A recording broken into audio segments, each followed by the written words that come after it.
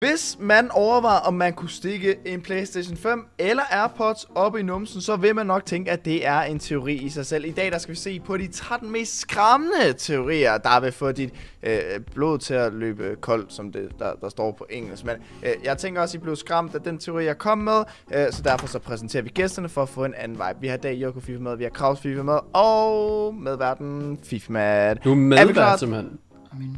Er vi klar til at se 13 mega skræmmende teorier, som vi kommer til at få koldt blod af? Jeg er så klar. Jeg har ikke noget, som jeg skal forvente. Nej, godt så. Udover at alle subscriber, hvis de ikke har gjort det forvejen. Come on. Jeg vil sige, min mening, I må selv bestemme. Nej, det synes jeg ikke. Nej, det synes jeg ikke. Okay, nå. Ikke noget beef, vi starter videoen.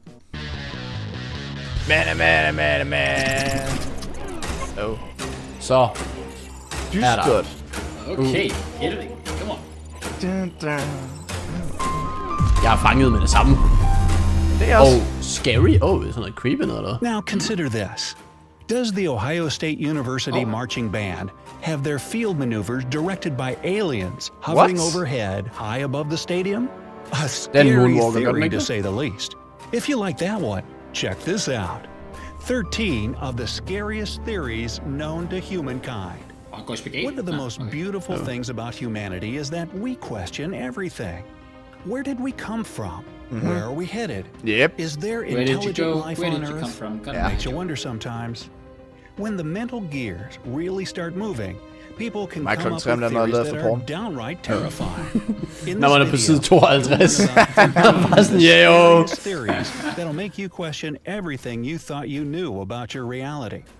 But before we dive down this thought-provoking rabbit hole, become a bona fide det mest dramatiske video, jeg har set det her indtil videre. Fuldstændig, og det var introen der. Ja. Every single day. Holy shit. So don't forget to enable Jeg har i hvert fald ikke set, hvordan det kendte Mr. Beast. Alright, you better take a moment to stretch your muscles of your mind, because you're in for an exhilarating intellectual ride. Come on. Number 13, the Great Filter. Musikken er banger! Consider the size of the universe. It's only reasonable to assume that it's filled with countless life forms. Yet, we haven't stumbled across any of them so far. So why is that? According to this theory, somewhere out there exists a great filter. The main purpose of this filter is to stop those civilizations that advance to the level of star colonization. If we suppose that this idea is true, there are 3 possible scenarios for... Bro, sorry for pause, men altså, jeg sidder og viber til musikken, så jeg er helt Same. til, hvad han siger. Jeg aner heller intet. Jeg er straight up glemt at høre, hvad fuck jeg siger. Han er totalt overdramatiseret det. Fuldstændig. Jeg viber alt for hårdt. Jeg sidder også bare med hovedet frem og tilbage, altså. Ja. Så kan jeg godt nok ikke kun af mig. Så skal vi alle 3 bare gøre det, faktisk. Ja. We're unique because we've passed the great filter. Other civilizations haven't managed to do this. B, we're among the first potential colonizers. Before, the conditions in space were too harsh for life forms to leave their home planets. In this case, chances are that we'll soon encounter aliens. Fake! See?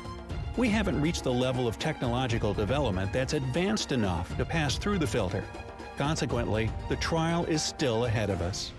Damn. Oh. That's crazy, bro. Number 12. Higher dimensional beings. Let's imagine something pretty bizarre now. 2D people. Obviously, if you stared at them from a certain angle, like from the top, they wouldn't ever spot you. They'd live... Kan jeg sige fun fact omkring det her med, at jeg har et øje? Jeg kan jo faktisk ikke se 3D eller 4D-film. Jeg kan ikke, sådan også tilbage sådan back in the days, i sådan første og anden klasse, eller sådan noget, når man skulle lave de der sådan firkantede tegninger, eller sådan noget, sådan, hvor man skulle lave dem 3D. Det kan jeg ikke gøre. Hvad er der sjovt for det? Ja, hvad er der sjovt, Krause? Det er fordi, du ved, så der var på et tidspunkt sådan, i starten meget på reaktionskanalen, der lavede du mange sådan jokes med min mor og far og sådan noget. Og der var på et tidspunkt, jeg var med min far, og han sagde, at hvis jeg nogensinde manglede et clapback, så skulle jeg bare sige til dig, om i det mindste kan jeg se 3D-film. Så han ved det godt. Nej, altså min far han tænkte bare sådan, sjovt nok kan du nok ikke, fordi du kun har et øje. Jamen, er det sådan common knowledge? Altså det giver jo en god mening, fordi du har jo sjovt nok kun et, for man skal jo bruge 2 øjne, altså for at se med brillerne. Tjek, jeg vidste ikke. Nej, men det giver måske god mening, fordi er det ikke noget med den ene er rød og den anden er blå, de der 3D-briller eller sådan noget?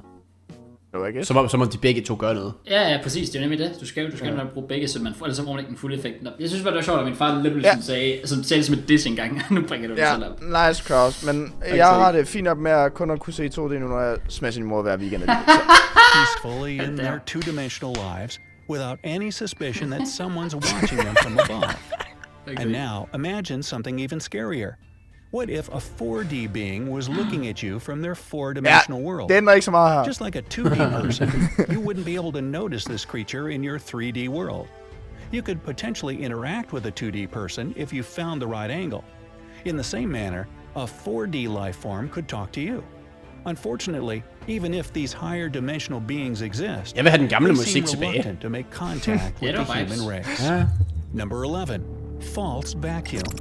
This scientific theory says that our universe exists in a false phase state, which means that it's just a temporary thing. What's more, it's only a small part of a larger universe. Let's say this bigger universe is a pot of boiling water. According to the false vacuum theory, the universe we live in would be just a tiny bubble on the surface of the Men det water. kan jo ikke passe. But this can't go on forever. One day, perhaps in billions of years, this false vacuum will eventually burst. And then the visible universe around us will instantly vanish with a pop without any preliminary warning. And what that means for humanity, well, you can probably imagine. Number 10. Så man er selv, hvis man We're får living børn. in a black hole. Now, you're probably aware that a black hole sucks in everything around them. But what happens to the stuff it engulfs? What if a black hole already swallowed us up long ago? Surprisingly, some physicists deem this theory pretty plausible. Hvor det store sted, så hvis vi er i et hul. A theoretical physicist at the University of New Haven. Everything that a black hole sucks in may turn into a new universe inside the hole or on the other side of it. Who knows? Maybe that's how our universe was born and where it's currently located. Number 9. White holes. Sådan. Now, the theory of white holes handler is om closely equality. connected Ja, to præcis. racial Ja, equality. det er dejligt. Det skal gå begge veje. Godt at se. Engulf all matter, so that even light can't escape. White holes are quite the opposite. These formations are believed to spit out everything that black holes suck in.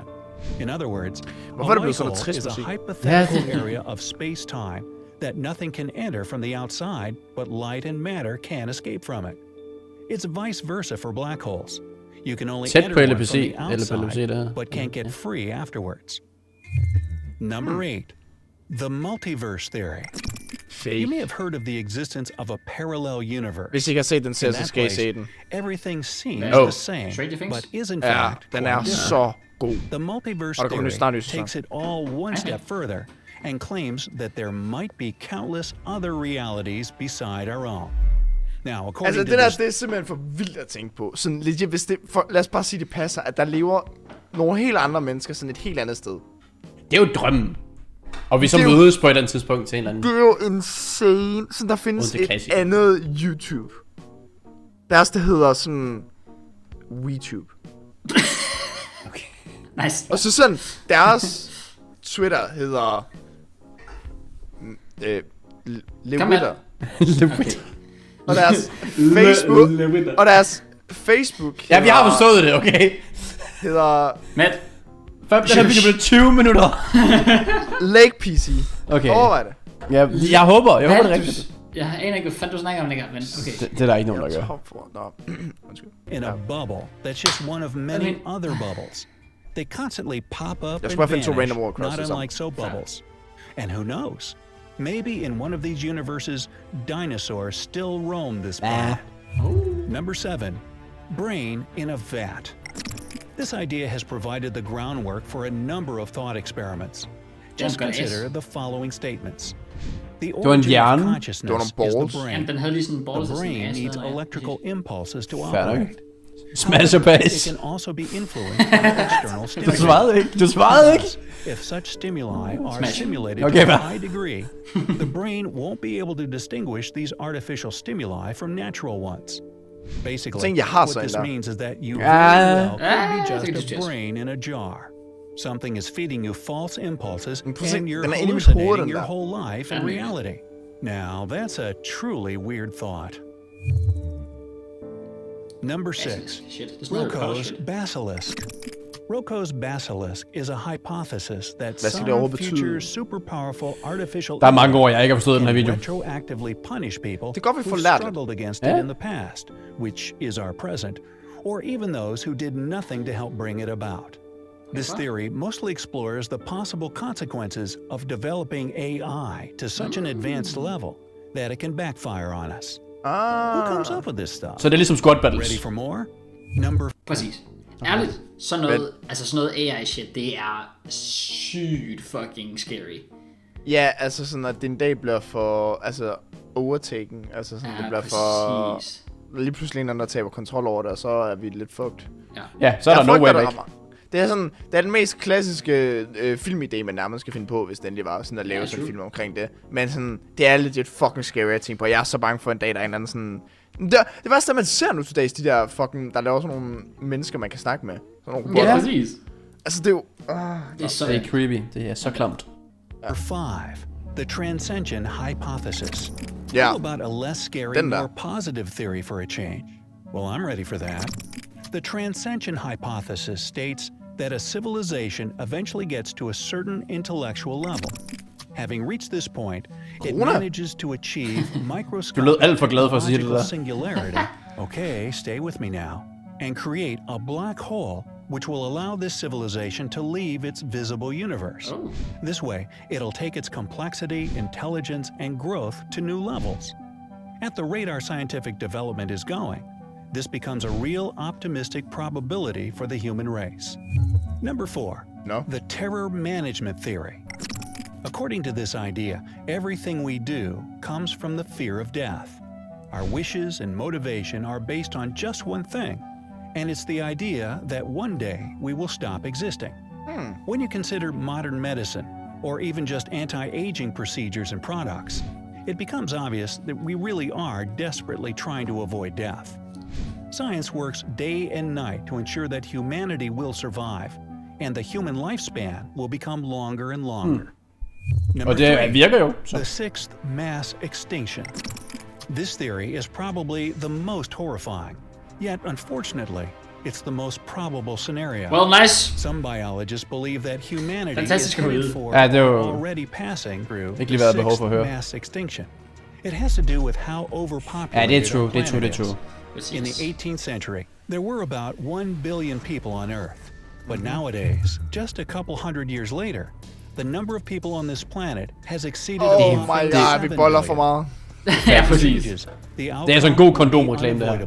Det er Basically, true. Bare vis dem alt det der. due for a tragic demise. Jeg tror, no joke, at det bliver sådan, altså måske vores børnebørn, men måske deres børnebørn eller sådan noget, ender med, at altså, der kommer til at blive indført regler om... Ja, max 2 børn, eller sådan noget. Ja, præcis. Men Straight okay, up. lad os gå det igennem. Sådan, Tjek, han er alenebarn, hvad man kalder det. Min mor og far har kun 2, og så Krause mor og far har sådan 3 eller 4. Sådan, 3. Så der Det er du jo siger, sådan det er, lidt at der. mine forældre er skyldige i mass Part of the extinction. problem, det er det, jeg prøver at sige. Ja, perfekt. Get them out! Hele 2 familier, det her over for dig, Krause. It's time to go, Krause. Ja, Okay. it's time to go. It's time to Faktisk ikke. Nej, men det er fint, jeg er gået og finder regler. Så vi ses, boys. go. Oh. Ja, super. Number 2, the Fermi paradox. This idea explains why we probably wouldn't recognize an advanced alien civilization, even if it came up and bit us on the butt. This civilization could be so advanced that humans would never understand their ways. As a result of our dumb simplicity, this technologically developed race would What's never Smash? try to Smash, come okay, godt nok. Jeg så tænkte, You don't pay attention to ants, do you? It's kind of like how ants don't realize that a highway you build near their anthill is what it is, a means of connecting distant places. We couldn't even fathom the complexity of this civilization, and they, in turn, couldn't be bothered to enlighten us. Number 1, the simulation theory. Oh. Now, according to the simulation theory, we all live in an incredibly complex computer game. Yep, nothing less than that. Det er vildt. It's likely that either humanity in the distant Og forhåbentlig ikke future rigtigt. or any other technologically advanced alien civilization has created or will create numerous computer simulations. And while the number of these simulations was, is, and will be almost infinite, chances are that we're living in one of them right now. Sorry, that was my mind blowing. Oh, nice. So which theory impressed you the most? Do you believe that Impressed. any of these theories could be Jeg true? ved ikke, om det er det ord, jeg vil bruge. Det var, altså for mig, den der sådan fejrer mig mest, og det kan jeg sige, det er straight up den sidste. Den er seriøst så spændende. Ja, den er Sådan, enig. altså sådan... Jeg vil sige, multiverse er jo den store drøm. Det kunne være så fedt. Ja, også det. Men sådan... Bare det der med sådan all things happen for a reason-agtigt. Altså sådan... Hvad hvis det er programmeret alle de ting, vi skal gøre? Og sådan, Det håber jeg fandme ikke, mand. puh, Ja. Ja, okay. Scary. Yeah. it's scary.